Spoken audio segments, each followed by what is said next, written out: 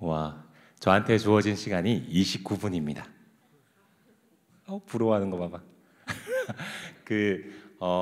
저는 시간의 압박을 느끼는 그런 심리를 가진 사람인 것 같아요. 그래서 뭔가 정해진 시간 안에 끝내라 그러면 뭔가 촉박하기도 하고 되게 떨려하는 사람인데, 어느 날은 그런 일이 있어요. 제가 지금 전주에서 올라왔거든요. 집이 전주예요. 전주에 사는 이유는 그 연애 때 결혼을 했어요. 하나님 살아계시죠, 그죠? 결혼을 했는데, 여자랑 했는데, 그 연애 때 그 전주에 이렇게 데이트 한다고 놀러 갔다가 그 아내가 저 강의 끝나고 저한테 이게 다가오더니, 오빠 나 이런 데 한번 살아보고 싶어 그러길래, 그냥 그래서 거기 사는 거예요. 왜냐하면 어디에 사는 것보다 누구랑 사는 게 중요하다는 거를 일찍 배웠거든요.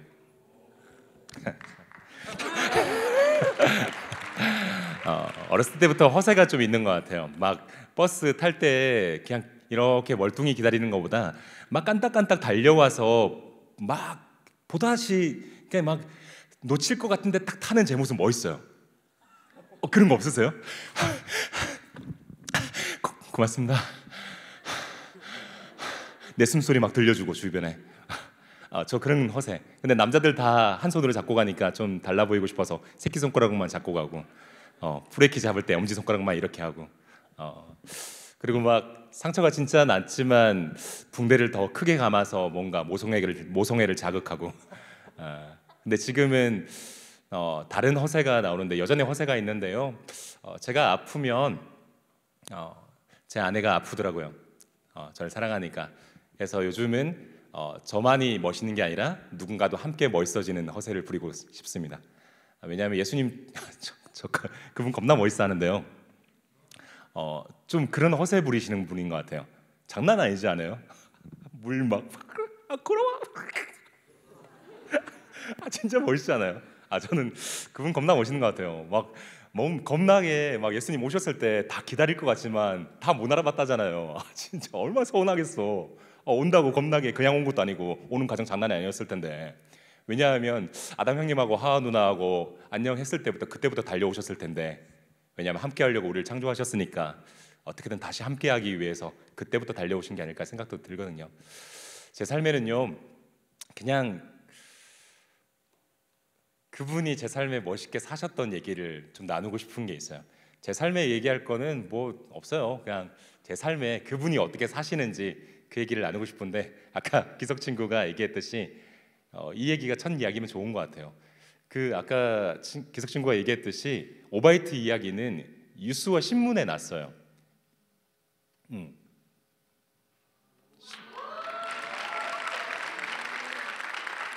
한 템포 늦은 거 저만 느낀 거 아니죠? 장난. 뭔가 하나됨 보여주려고. 우리는 하나다. 한 템포 쉬고. 와. 네, 존경해요. 집에 가는 길이었어요. 저 원래 강남구청 살았고 안내는 합정 살았는데 분당선을 자주 이용했어요. 집에 가고 있는데 야탐역에서 출발을 해요. 밤 10시경이었어요. 날짜도 안 까먹는 게 3월 14일이에요. 화이트데이.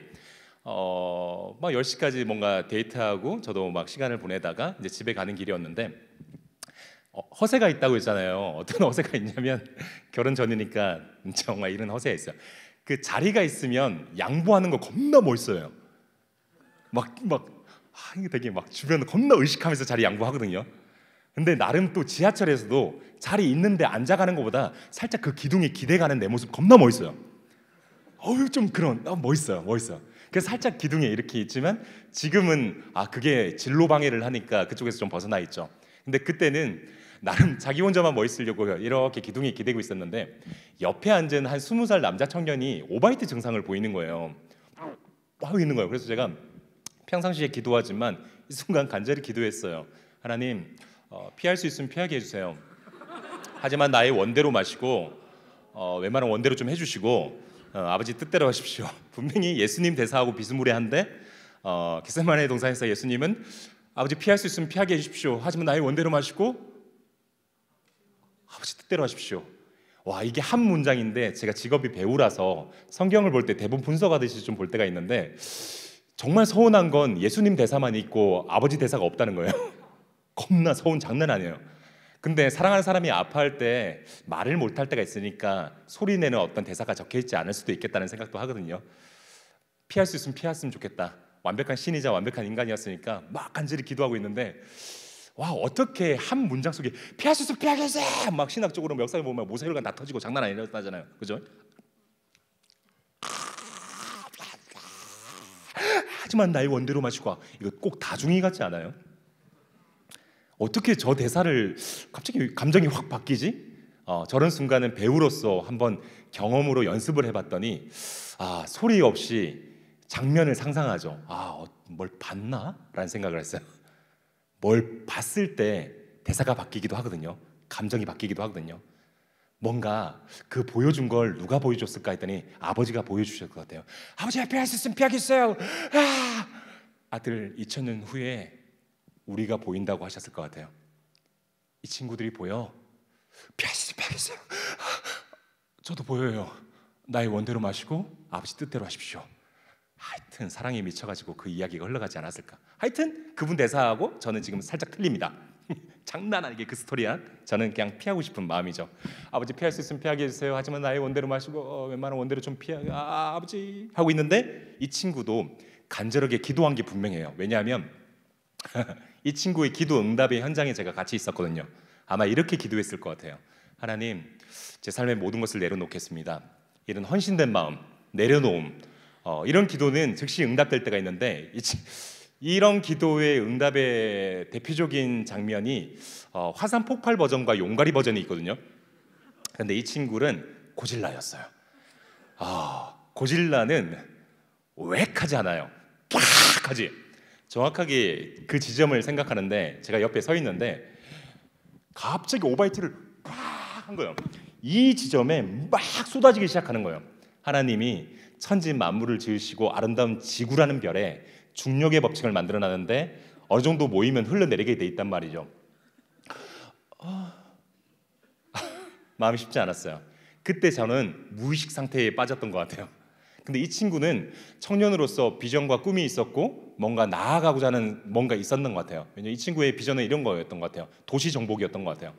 그래서 뭔가 단순한 오바이트 한 번으로 끝난 게 아니라 이게 첫 시작이자 뭔가 선포였어요. 웩 하니까 사람들이 뭔가 청년을 응원해주고 싶지만 자신의 모든 것을 내어주고 있잖아요, 그죠? 자신의 것을 따뜻함을 내어주고 이웃 사랑하고 있으신데 자신이 원하는 사랑을 이웃에게 나눈다고 그 사랑이 통하지는 않는 것 같아요. 내가 만든 기준, 그 사랑의 따뜻함이 아니라 뭔가 그죠? 그게 있어야 될 것 같아요. 그랬더니 사람들이 이런 거 슬로우 비디오로 보이는 거 아세요?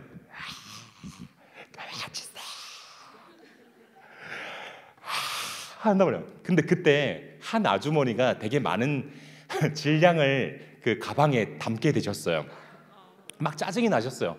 모든 사람이 도망치고 있는데 첫 번째 어떤 상황이 펼쳐지자면 이 친구 옆에 제가 있는데 사람들이 다 이 자리를 피하고 싶겠죠. 오바이트가 쏟아지니까 피했는데 저는 너무 초반너시를 당하다 보니까 움직일 수가 없는 거예요.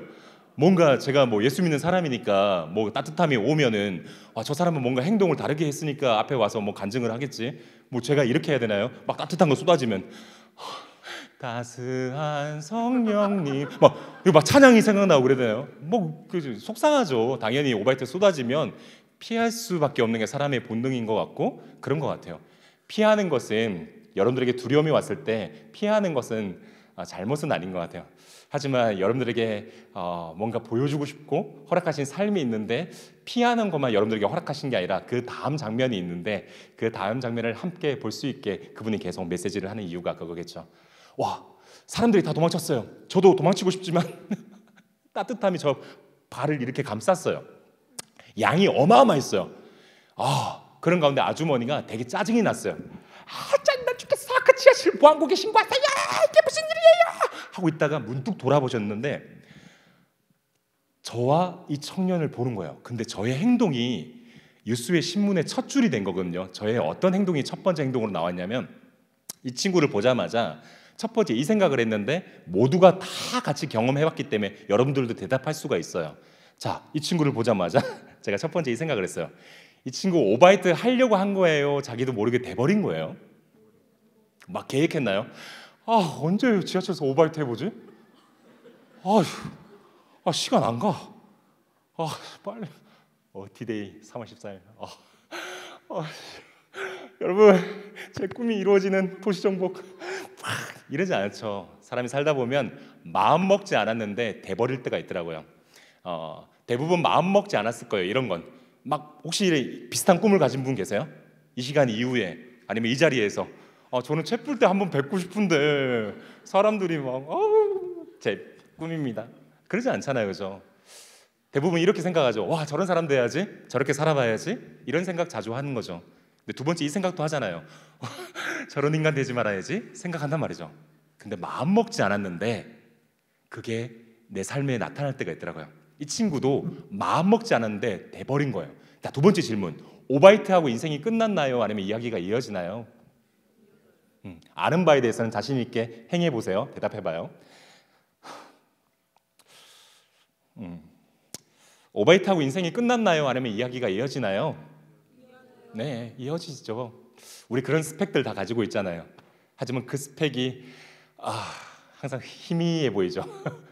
이전에 이거보다 더한 일도 잘 견뎌왔는데 지금 닥친 일은 또 내가 그런 일을 또 견뎌온 사람처럼 느껴지지 않고 이 일이 가장 무겁게 느껴지기 때문에 쉽지 않죠. 그런 가운데 이 친구를 바라보는데 종이에 들어가는 것만 누구한테 소개하고 내세울 수 있는 세상에서 조금 더 변화가 우리가 함께 조금만 싸워줬으면 좋겠다는 생각이 들어요. 이력서 내보내는 그런 거 참 좋아요. 자기 소개가 중요한 거니까. 하지만 그 이력서 안에만 있는 것이 내 인생의 자랑거리만은 아니잖아요. 내 인생의 조각 하나하나가 얼마나 소중하고 소중한지 그분은 우리한테 알려주시고자 하는 것 같아요. 그래서 그분 되게 리스펙하거든요. 저는 겁나 멋있어요. 저를 가장 잘 아시는 분이 제가 얼마나 소중하고 내 삶에 와 이것도 되게 이걸 사랑스러워하세요? 와 이거를요? 할 때가 많은데 아직도 다 알지 못하거든요. 정말 우리의 삶에 그것들을 더욱더 알았으면 해서 저는 복음을 전하고 싶어요. 왜냐하면 우리를 만드신 분이 우리를 가장 잘 아시기 때문에 우리를 만드신 분이 어떻게 만드셨는지 얘기를 우리가 안다면 우리의 입술 가운데 마음 가운데 이런 생각이 더 자주 들 거예요. 살고 싶다 라는 생각이 오늘 이 시간에 다시 한번 드는 시간이 되었으면 좋겠다는 생각이 들어요. 아무튼 이렇게 잔잔히 얘기할 상황이 아니에요. 오바이트 장난 아니에요. 저의 첫 번째 행동이 이렇게 나갔어요. 스펙을 사용한 거예요. 저의 삶에는 이런 행동이 좀 습관이 돼 있는데 그래 나도 그런 일이 있어. 오바이트가 아닐지라도 나도 원하지 않았는데 그렇게 돼버릴 때가 있었어. 근데 그럴 때 이야기가 그렇게 끝나지 않았던 이유는 다음 날을 상상하고 용기 낼 수 있었던 이유는 그런 모습인데 내 옆에 있어주는 누군가 때문에 다음 날을 살아갈 용기가 생겼었거든요. 저는 그런 스펙들이 쌓였던 것 같아요. 그랬을 때 이 스펙을 나만 가지고 있으면 저는 흘려보내지 않으니까 죽음 바다가 될 것 같아요. 사해. 그래서 저는 흘려보내는 것이 손해보는 인생이 아니라 흘려보내면 살 수 있는 바다가 될 수 있는 유일한 비결이 된다고 생각해요. 그래서 저는 겁나 멋있어요. 이걸 허세장렬이에요. 하지만 이건 무의식이었어요. 그래 나도 그런 적 있었어. 하지만 그럴 때 내 옆에 있어주는 누군가 때문에 다음 날 살아갈 용기가 생겼지 하고 상상하는 것까지 좋고 옆에 있어주는 건 좋은데 저희의 첫 번째 행동이 무의식 가운데 나간 행동은 이걸 맨손으로 쓸어 담기 시작했다는 거예요. 나는 이 선결대의 지금 반응이 너무 좋아요. 왜냐하면 어디 가서 얘기하면 맨손으로 닦았습니다 그러면 어떻게 맨손으로 우와 하는데 여기는 별거 아닌 거야. 수준이 장난 아닌 거지. 지금 막 이런 건 간증도 아닌 거야. 손으로 닦지 뭘로 닦아요? 막 이런 거. 이야 선결대. 이야. 자, 우리 모두가 하는 거 저도 했어요. 근데 이게 왜? 그냥 우리 일상이니까 얘기 들으세요. 그냥 늘 우리들 다 같이 하는 거지. 근데 맨손은 닦았는데 이게 왜 무의식이냐면 제가 닦고 있는 가운데 이 친구 옆에 여대생이 있었어요. 여대생인데 이 친구의 지인이 아닌데 휴지를 꺼내서 자기 오바이트 묻었는데 자기를 먼저 닦는 게 아니라 그 친구를 수습을 해주고 있는 거예요. 봐봐 내 거는 안 해주고. 세상이 이렇게 냉정합니다. 하지만 외롭더라도 아무리 알아주지 않아도 그게 진리라고 생각하며 묵묵히 걸어가는 인생을 살고 싶습니다. 하지만 약간 외로웠습니다. 근데 저도 놀랐어요. 왜냐하면 오바이트를 닦다가 이 친구를 바라보는데 왜 제가 무의식인 게 증거가 되냐면 바로 저의 첫 마디가 이거였기 때문에 그래요. 우와, 어떻게 저런 걸 닦아줄 수 있지라고 생각했어요. 제가 이걸 닦는지 몰라요. 그런 가운데 아주머니가 짜증을 부리시다가 돌아봤는데 저랑 여대생이 이걸 닦아주고 있자 피했던 장면이랑 이 장면이 달라져 있잖아요. 저는 이 아주머니 너무 멋있고 존경해요. 별거 아닌 장면일 수도 있겠지만 그냥 멋있다고 지나가는 게 아니라 제 삶에 참 이런 일을 매 순간 용기 내면서 살고 있는 것처럼 쉽지 않은 일이라고 생각이 드는데 두려워서 떠났던 자리를 다시 전진하는 건 쉽지 않아요. 근데 이분이 함께하는 방법을 이 방법을 사용하셨는데 선동을 하셨어요. 왜냐하면 사람들에게 이렇게 외치기 시작했거든요. 아이고 요즘에 저런 청년들이 있어요. 우리 같이 닦아주러 갑시다 하더니 한 7, 8명한테 휴지를 꺼내게 해서 같이 닦아주러 오는 거예요. 제가 이걸 닦다가 저 장면을 보는데 이 대사 알지 않아요? 이 문장밖에 생각이 안 났어요. 와, 세상이 아직 살만하다. 제가 눈이 작지만 눈물이 나올 공간이 있단 말이죠. 그러니까 닦다가 눈물이 막 쏟아지는데 울어도 부끄럽지 않은 눈물을 흘려본 게 언제인지 모르겠는데 기뻐서 눈물이 나더라고요. 제 기도 제목은 참 오랫동안 이 기도 제목이었는데 하나님, 억울해서 서러워서 말고 한 번만 기뻐서 울고 싶어요. 그냥 좀 기뻐서. 근데 이때 진짜 기뻤어요. 그러고 나서 눈물이 나는 건 잘못한 게 아니잖아요. 근데 사람 습관이 좀 무서웠던 것 같아요. 닦다가 눈물이 나니까 제가 눈물을 닦은 거예요. 근데 안경을 쓴 사람은 알겠지만 깊이 닦잖아요, 이렇게. 근데 여기 닦아주러 오던 분들이 아이고 요즘에 저런 청년이 있습니다. 우리 빨리 갑시다. 저런 청년이 있습니다. 그리고 이 휴지만 건네고 다 가신 거예요. 다음 장면이 어떻게 이어지냐면 이 친구는 이제 오바이트하고 다 이루셨다 하고 이제 기절해 있고 저는 옆에 있는데 어떤 일이 벌어졌냐면 야탐역에서 강남구청까지 분당선이 이동하고 있어요, 지하철이. 첫 장면을 보지 못한 사람들이 점점 타기 시작하는 거예요. 첫 장면을 본 사람은 내리기 시작하고 첫 장면을 보지 못한 분들이 교대되기 시작해요. 그러더니 겉모습만 보고 첫 장면을 봤을 때 얘보다 지금 제가 더 더럽거든요. 오바이트 가득하고 오바이트 가득하고 제가 수습을 하고 있잖아요. 첫 번째 사람들의 시선에 저는 이렇게 담겼어요. 제가 주범이에요. 이걸 전문 용어로 덤탱이 썼다라고 하거든요. 그래서 우리는 아는데 행하기 쉽지 않은 거 처음 해봤으니까 설레기도 하지만 긴장되고 두렵죠.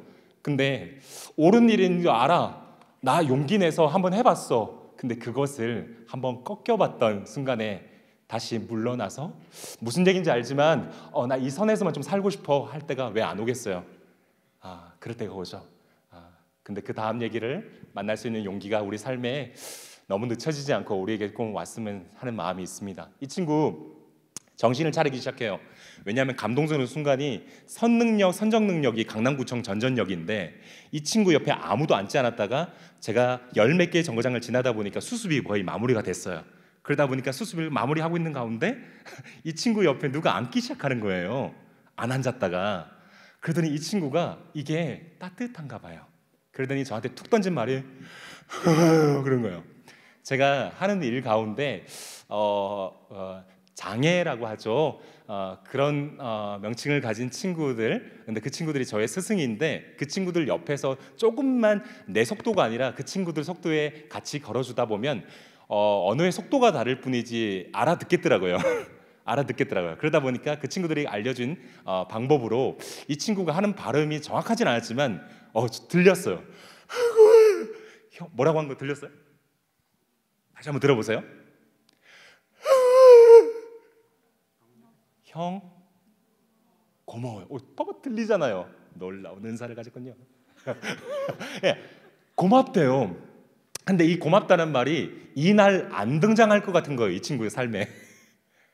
근데 고맙다는 말을 듣자마자 제가 또 두 번째 눈물이 났던 이유는 이 친구의 내일이 너무 기대돼서 그래요. 자기 꼬라지가 별론데 내 꼬라지가 어찌됐든 내 편 들어주는 딱 한 사람만 있으면, 근데 솔직히 이 말도 인생 살다 보니까 좀 부족해요. 어차피 지구 인구 많은 거 한 사람당 한 100만 명씩 좀 있었으면 좋겠어요. 내 편 들어주는 사람 진짜 간절히 한 명이 있었으면 버티다고 하는데 솔직히 인생 살다 보니까 각자 100만 명씩 합시다. 그러다 보면 다음날 살아갈 용기가 생긴다고 생각했는데 이 친구의 내일이 궁금한 거예요. 친구야, 난 너의 내일이 너무 궁금하다. 다음에 또 보자. 뭔가 허세 장렬이다 보니까 TMI 같이 말 길게 내가 널 도와준 이유는 막 이런 거 하기 싫거든요. 그래서 근데 이 친구가 고마운지 저한테 뭐 하는 사람이냐고 물어보는 거예요. 아까 기석 친구가 얘기했듯이 이 친구가 또 물어본 거야. 형 도대체 뭐 하시는 분인데 나한테 이렇게 해주세요라고 물어보는 거예요. 어디 가면 제 소개를 할 때가 있는데 종이에 들어가는 어떤 기업이나 어떤 회사에 들어갈 때 이력서가 꿀리지는 않는 것 같아요. 누구나 제시하는 그런 거 보편적인. 하지만 제 인생 가운데 가장 많은 영향을 줬고 자랑스러운 얘기를 제 소개를 할 때가 있는데 이 친구에게 첫 번째 이렇게 소개했어요. 형 예수 믿는 청년이야 라고 했더니 이 친구의 첫 반응이 너무 웃겼어요. 형 교회 다니시는 걸 예수 믿는 청년이요. 얘가 놀란 건 예수 믿는 게 아니라 청년이라는 거예요. 우리가 나아가서 뭔가 예수님 얘기를 하면 거부할 것 같지만 사람들은 예수님 얘기보다 더 거부하는 게 있을 수 있단 말이죠. 그래, 믿음은 보이지 않는 가운데 바라보는 거야. 믿어줄래 안녕 하고 유유히 사라졌는데 저는요 그냥 어떤 마음을 먹었다고 해서 오바이트를 닦을 수 있는 사람이 아니에요. 결백증 환자이기 때문에 그래요. 쉽지 않아요. 이거는 내 상상 속에 할 수 있는 일이 뭐 그것도 어려울 것 같아요. 그렇잖아요. 진짜 어려운 일은 상상도 하기 싫다고 하잖아요. 그죠? 그게 참 어렵거든요. 그런 가운데 그래서 제 궁금한 건 그거예요. 나는 오바이트를 맨손으로 왜 닦았을까? 그걸 맨손으로 왜 닦았을까? 그게 제일 궁금한 거예요. 그런 가운데 금요일이었고 그날이 이틀 후에 주일이 돼서 교회에 갔어요. 근데 그런 거 아세요? 씻어도 나한테는 냄새 날 것 같은 느낌. 예, 그래서 저 앞자리에 앉는 거 겁나 멋있어요. 장난 아니거든요. 제 정수리 보여주는 거 되게 좋아하거든요. 근데 앞자리에 앉는 건 너무 좋아하는데 그날은 아무도 앉지 않을 것 같은 자리에 제가 앉았어요. 때로는 우리가 체프 드릴 때 누가 지정해 주지 않는데 자기가 앉고 싶은 자리가 막 있잖아요, 그죠? 그 자리에 앉고 싶었어요. 근데 확정이 됐어. 뭐냐면 진짜 내 옆에 아무도 안 앉는 거예요. 진짜 나 냄새 나나? 하고 의심이 막 확신이 되는 거예요. 그런 가운데 예배 시간에 뭐 겁나 좋아한다고 하지만 빨리 끝났으면 이 예배 빨리 끝났으면 하고 있는 가운데 끝나고 나가려고 하는데 그 목사님이 마지막에 맨날 들었던 얘기를 오늘도 하셨는데 그 얘기를 하셨어요. 예수님이 우리를 너무 사랑하셔서 이 땅 가운데 오셨어요라고 하는데 제가 맨손으로 그거 오바이트를 왜 닦았는지 그 얘기랑 겹쳐서 알겠는 거예요. 왜냐하면 제가 오바이트를 맨손으로 닦을 수 있었던 이유는 제 시선이 그 오바이트가 아니라 그 청년에게 있었기 때문에 그래요. 그분의 이 오바이트 같은 세상에 오실 수 있었던 이유는 그분의 시선이 오바이트 같은 이 세상이 아니라 바로 우리에게 있었기 때문에 그래요. 최근에 저 축하받고 싶은데 저의 아이가 태어난 지 128일이 됐어요 오늘. 그래서 128일 동안 똥기지기를 열심히 갈고 있어요. 예전에는 어떤 예화로 들었었는데 실전은 하루에 한 8번 갈 때도 있거든요. 자, 여러분 상상해 보세요. 아이가 똥을 쌌을 때 자, 한번 대답이라도 한번 해봅시다. 자, 자기 경험에 대해서는 응 하는 거예요. 자, 살다 보니까 꾸준히 할 수 있는 성실한 게 흔치 않은데 나는 내일도 하고 모레도 하고 앞으로도 꾸준히 할 건데 나는 똥을 싸봤다. 응? 어머 아는 척하는 거 봐봐. 다시 한 번 더. 나는 똥을 싸봤다. 한두 번 싸본 게 아니라 허벌나게 싸봤다. 놀라운 건 내가 걸음마 떼기 전에도 우리는 똥을 싸봤다. 생각해봐요. 걸음마 떼기 전에 우리가 철이 빨리 들어서 말을 빨리 해서 일했었나요? 아유 수고하십니다. 걸음마 뗄 때까지만 부탁드리겠습니다. 나중에 좀 제가 채울 테니까 그때까지만. 수고하세요. 이러지 않죠. 근데 지금 알았다면 이 시간 이후에 그 갈아준 분이 통화를 했을 때 받을 수 있다면 이 시간 이후에 한번 어색하지만 전화 한번 해보셔도 좋을 것 같다는 생각이 듭니다. 갔어요. 똥을 쌌어. 여러분 똥을 두려워하나요? 우리 똥을 좋아하는 분, 막 오바이트처럼 똥 너무 좋아한다. 막 설레고 막 비전이 있어서 열방을 품을 막 우리나라 똥뿐만 아니라 열방에 있는 모든 똥을 막 모양대로 막 색깔대로 그 온도대로 막 체험하고 싶다. 없죠. 똥은 이 정도 성장했으면 충분히 알다시피 자기 똥도 더러워요. 그죠? 그런 가운데 이 세상에 계속 존재하고 이어지는 얘기가 있는데 똥을 누가 쌌는데 똥에 더 가까이 다가가는 대상들이 있더라고요. 저도 그런 삶을 살게 됐어요. 가까이 다가가요. 하지만 똥은 여전히 더럽다는 걸 알기 때문에 수술용 장갑을 끼고 고무장갑을 끼고 토시를 차고 방탄조끼를 입고 투구를 쓰고 우주복을 입고 아이를 씻겨야지 이렇게 씻겨요. 네, 거짓말이란 거 뻔히 알겠죠? 하지만 여러분들이 본 게 있으니까 경험해 봤으니까 이건 아는 바에 대해서 얘기할 수 있을 거예요. 어떤 손 상태로 씻기는지 본 적 있어요? 하나 둘 셋. 맨손. 어떤 상태? 맨손이요. 아무것도 장착하지 않고 방어하지도 않아요. 그 맨손 상태로 그 똥을 씻기더라고요. 왠 줄 아세요? 그 시선이 똥이 아니라 아이에게 있기 때문에 그래요. 시선 어디에 두라고? 어디에 두라고? 부담스럽게 다가왔다면 다시 한 번 더 그 마음이 들렸으면 좋겠는데 제가 아이한테 아빠 여기 있어, 여기 있어 알려주고 싶어서 아이가 나 봤으면 해요. 그리고 아이가 보는 곳 저도 같이 보거든요. 뭐 보고 있어? 그죠? 나만 바라보지 않아요. 걔가 보는 방향 같이 보기도 원하고 그러더라고요.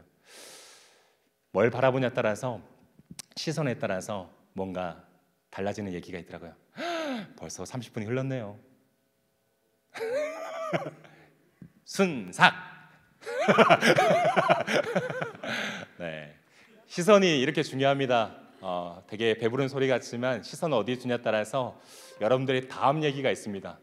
좀 넷플릭스 시대다 보니까 우리가 시즌이라는 단어가 등장했고 쿠키 영상이라는 단어가 우리에게 삶의 이 시대에 등장한 것 같아요. 기독교가 욕먹는 이유는 쿠키 영상을 하면 되는데 스포란 단어의 살인이 이루어지는 세상 가운데 스포를 제일 잘하는 집단이 기독교이기 때문에 그래요. 태어난 가정 얘기하기 전에 날 위해 죽었다잖아요. 그렇지 않아요? 스포는 다 해놓으니까 중간 얘기가 뭐가 궁금하겠어요. 그죠? 농담이 통하지 않는 이 신학과 어떻게 하면 좋을까요? 제가 이 문을 나가기 전에 생존해 있었으면 좋겠습니다. 시선 참 중요해요. 제게 2분이 남았는데 이 얘기를 하고 싶어요. 나름 투블럭이라고 생각해요. 빛을 바라고 살라길래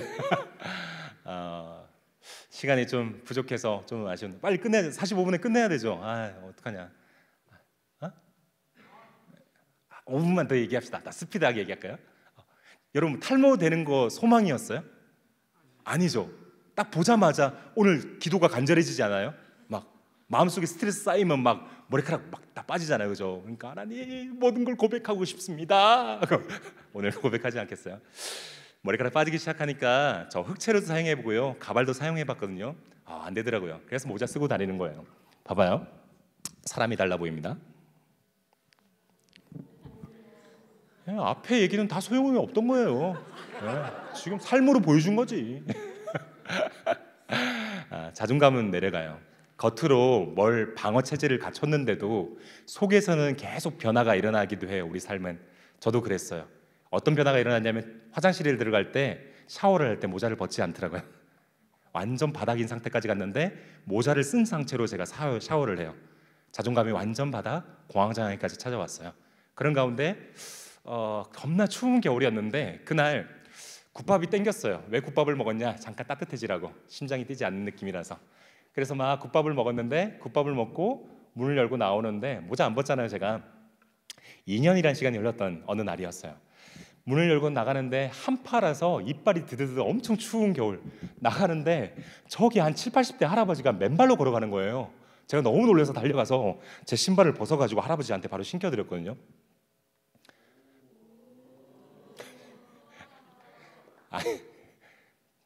정말 한 템포가 사람이 이렇게 꾸준할 수가. 신발은 벗어주는 방법이 참 세상을 이렇게 살면 재밌어요. 여러분, 우리도 모르게 이력서 종이처럼 우리가 어느 곳에 갇혀 사는 방식들이 있는데요. 신발 벗는 거 저만 할 줄 아는 게 아니라 여기 있는 모든 사람들이 수백 번, 수천 번을 경험했어요. 신는 것도. 그런데 이런 방법도 있다는 걸 어느 날 만나기만 하면 여러분들 삶에도 이어질 얘기일 뿐이에요. 방금 얘기 겁나 멋있었던 것 같아요. 하지만 신발 입고 발이 있는 게 아니라 발 입고 신발이 있든 순서만 까먹지 않으면 뭐가 가치가 있고 소중한 시선만 있다면 아버지 집에 가요. 내 모시고 갈게. 비켜 이 새끼야. 나 죽어야 된다. 죽기 왜 죽어요? 아버지 거동 불편하시니까 제가 업어드릴게요. 이 새끼야. 나는 해병대 나와갖고 아무한테나 안 업힌다. 예, 축하드립니다. 좋은 대학교 나오셨네요. 갑시다. 아이고 비틀비틀. 할아버지는 신발 신고 있고 저 맨발인데 살다 보면 누군가의 얘기가 너무 먹먹해서 그 바닥의 차가움을 못 느낄 때가 있어요. 집에 도착했는데 그 방바닥에서 제가 차가움을 느꼈어요. 아버지 장판이랑 음식 좀 사올게요. 잠시만 기다려주세요. 저는 선한 게 하나도 없는 가운데 선한 생각이 들면 하나님의 부르심이라고 믿어요. 그 부르심에 달려가요. 내려가는데 갑자기 등골이 좀 싸했어요. 아버지 진짜 죽을 것 같은데 설마 하고 다시 막 뛰어 올라갔는데 문을 열자마자 죄송해요. 바닥 색깔이 달라져 있는 거예요. 아버지가 찢어 놓으셨는데 칼을 아직 놓치지 않은 상태였어요. 그래서 칼을 팍 치고 나서 셔츠를 벗어서 이걸 벗어서 막 감쌌는데 겨울 셔츠인데 그걸 뚫고 피가 두둑 떨어지는 거예요. 아침마다 생각해요. 이쁜 옷을 입으려고 생각지 않고 하나님 이 옷의 다음 이야기는 뭐예요? 라고 물으면서 아침마다 옷을 입어요. 이 옷이 누군가를 살릴 수 있는 도구가 됐으면 좋겠어요. 이 옷이 날 끌고 가는 게 그분이 허락하신 인생이 아니니까. 셔츠를 뚫고 피가 막 흘려요. 아버지 집에 빨리 병원 갑시다 하고 나가는 순간에 현관문에서 아버지를 놔버리고 제가 여기에 구석에 와서 몸을 오도도도 떨어요. 왜냐하면 공황장애가 터져서 그래요. 정말 젠장이에요. 사람 목숨이 왔다 갔다 하는 순간에 아무것도 할 수가 없어요. 그런 가운데 예수님이 생각났어요. 제가 어떤 상태가 돼서 그분이 날 만나 주신 게 아니라 여러분 예수님 어떤 분인 줄 아세요? 여기서 아무도 그분 신경 안 써도 살아계신 분이세요. 다시 말하자면 여기서 아무도 신경 안 써도 우리를 꼭 찾으시는 분이세요. 우리가 멀리까지 가면 멀리까지 오시는 분이세요. 그분은 그런 분이세요. 예수님 생각이 온전하지 생각이 날지 않는 그런 상태인데 예수님 생각났어요. 그리고 떠오르는 문장이 있어서 제가 갑자기 모자를 벗어요. 여러분 기억나세요? 2년 동안 저는 누군가 앞에서 모자를 벗어본 적이 없어서 제가 저를 보지 않았다니까요. 거울에 불 끄고 들어갔다니까. 나도 나를 안 봐줬던 그 시절에 모자를 딱 벗는데 예수님 생각이 났고 이 대사를 해요. 근데 지금 들으면 이 대사가 웃길 수 있어요. 근데 그때는 진지하게 있는 그대로 얘기한 거예요. 아버지가 계속 죽어야겠다 이게. 죽어간다 비켜라 죽어간다. 아버지 나보다 머리숱도 많으면서 왜 죽으려고 합니까? 그런 거예요. 웃기죠. 근데 할아버지 더 웃겨요. 비켜라 아이고 머리가 어디 갔습니까?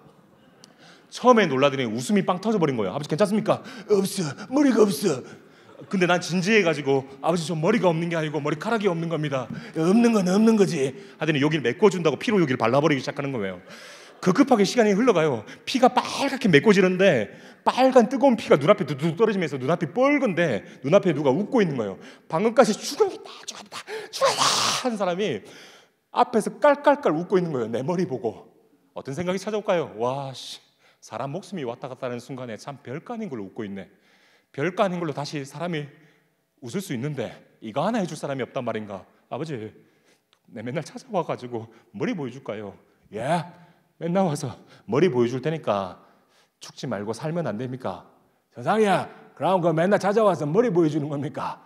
예 아버지 내 맨날 와서 머리 보여줄게. 그러면 나 안 죽고 살아야겠네요. 와 대박 내 머리가 사람을 살다니. 그러면 계속 가리고 내 생애가 마칠 때까지 지내지 않아요. 사람에게 단점이 있는 게 아니라 뭔가 변해서 내 삶은 거기서 끝난 게 아니라 이 다음 얘기가 있는데 어느 기준에 이 다음 얘기를 못 볼 어떤 삶의 이야기가 우리 삶에 찾아온 거예요. 사람에게는 단점이 생긴 게 아니라 아직 발견하지 못한 장점이 생긴 거예요. 이것은 누구에게 자랑할 만한 그런 허세로 끝나는 장점이 아니라 우리의 삶의 어떤 조각 하나하나가 분명히 누군가를 살리는 데 사용되게 돼 있어요. 여러분은 존재 자체 그만으로도 누군가가 살아갈 이유가 돼요. 그러니까 꼭 살아있어 줬으면 좋겠어요. 나는 여러분들을 바라볼 때 이 시선으로 오늘 앞에 서 있어요. 제 아이가 살아갈 세상에 만날 어른들이에요. 제 아이는 다운 증후군 아이로 태어났어요. 뱃속에서부터 알고 있었고 우리 한국에서는 불법이지만 의사 선생님이 권하긴 해요. 키우기 힘들 거예요. 아이가 자라는데 아이도 힘들 거예요. 그러니 다음 주, 다다음 주가 되면 비용이 더 비싸지니 살면서 살려야지 살고 싶다 그런 얘기가 아니라 와 8년 기다렸어요 아이를. 그 아이가 내 눈앞에 찾아왔는데 그러고 나서 그 검사 결과가 2주 후에 나온대요. 확실한 결과가 2주 동안 우리는 참 어떤 시간을 보냈을까요? 그죠? 하지만 아내를 지켜야 됐으니까 울지 않았어요. 그렇게 시간을 보내는 가운데 2주 후에 병원을 갔더니 그 콩알 만한 아이가 더 커져 있는 거예요. 날 만나기 위해서 싸우고 있는 이 아이 앞에 부끄럽지 않은 아빠가 되고 싶어서 지금 내가 두려워하는 걸 이겨내면서 이 아이를 맞을 준비를 했는데, 첫 번째 떠오른 게 제가 물에 빠진 두 사람을 구하다가 수중 트라우마가 생겼어요. 물을 되게 무서워하는데 목욕탕에 탕에도 안 들어가거든요. 씻긴 씻어요. 씻기 얼마나 편한지 몰라요. 근데 우와, 이겨내봐야지. 근데 물 너무 무섭더라고요. 우와, 발목만 넘으면 너무 무섭더라고요. 나 물 너무 무섭더라고요. 근데 아이가 태어나기 한 달, 두 달 막 시간이 흘러가고 아이가 자라기 시작하면서 제 두려움도 점점 사라지기 시작하는데 어느 날 엄마가 만삭이 됐을 때 저는 물 트라우마를 이겨냈어요. 그리고 아내 꿈은 해녀라서 저보다 수영도 잘하고 물을 두려워하지 않는 여잔데 지금은 만삭이라서 누군가의 도움이 필요해요. 근데 제가 계속 두려워할 대상이었다면 함께 해주지 못했을지도 몰라요. 근데 제가 아이랑 엄마랑 이렇게 도움을 주면서 물속에 같이 있는데 함께 할 수 있다는 게 겁나게 행복하더라고요. 그래서 나는 여러분들이 이렇게 모여 있는 게 함께 하길 간절히 바랬던 그분의 시선에서는 엄청난 명장면이 아닐까라는 생각을 해요 지금. 그래서 한 분 한 분 들어오는데 우와, 겁나 명장면이다 라는 생각을 했어요. 이 날은 오늘은 역사에 남을 거예요. 세상의 어떤 기록지에 남겨지지 않더라도 이 장면은 어마어마한 이야기로 남아질 거예요. 누군가 이 자리에 오기까지 엄청난 용기가 필요했을지도 몰라요. 고맙습니다. 너무나 고맙다는 얘기를 하고 싶어요. 저는 제 아이가 누군가에게 오바이트 하지 말라는 법칙을 모르겠습니다. 겉모습이 달라서 누군가가 다가오기 힘든 모습일지도 모르겠습니다. 여러분들을 어떤 시선으로 바라본다고 했죠? 내 아이가 살아갈 세상에 만날 어른들, 이 어른은 만나고 이 어른은 만나지 말고 그런 세상에 아이가 살아가는 게 아니라 그냥 남은 생애 동안에 그냥 다 모든 사람들과 행복하게 지냈으면 좋겠다는 생각이 들어요. 그래서 제 아이가 살아갈 세상에 만날 어른들을 미리 만나러 왔습니다. 저는 기뻐요, 아이를 키우면서. 왜냐하면 태어나고 나서 병원에서 이 마지막 얘기를 하겠습니다. 너무 귀한 시간을 허락해 주셔서 감사해요. 의사 선생님이 부모한테 아이의 병명에 대해서 얘기하는 순간은 의사 선생님도 참 마음이 무거우실 것 같아요. 얼굴만 봐도 참 무거워 보이시더라고요. 근데 제 기도 제목은 3일 전부터 아이가 똥 싸는 거였어요. 우리 큰 몸에도 똥이 매여 있으면 얼마나 힘들어요. 근데 그 작은 몸이 얼마나 힘들겠어요. 그래서 똥 쌌으면 했는데 의사 선생님이 되게 심각한 얘기를, 이제 이 아이는 다운 증후군이고 다운 증후군은 한국에서 케어할 수 있는 병원이 존재하지 않고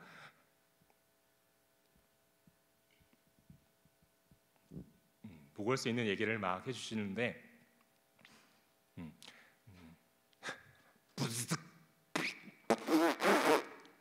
애가 똥을 싼 거예요. 너무 행복했어요. 여러분은 어떤 존재냐고 한다면 저는 첫 번째 이게 떠올라요.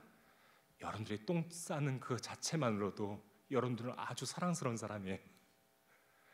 더러운 존재가 아니라 똥을 쌌기 때문에 똥 싸는 모습, 냄새 나고 그런 모습이기 때문에 그냥 그런 게 아니라 여러분들은 똥을 싸는 그 모습만으로도 누군가에게 간절하게 엄청 기쁠 수 있는 너무 행복한 삶을 이미 살아내고 있다는 걸 잊지 않아 주셨으면 좋겠습니다. 여러분들 너무 소중하고 너무나 값지고 아름다운 분이세요. 너무 귀한 시간 내어주셔서 저를 만나주셔서 너무 감사하고, 너무 부족하지만 여러분들 사는 세상에 보고 따라갈 수 있는 그런 어른이 될 수 있도록 노력하며 살겠습니다. 고맙습니다.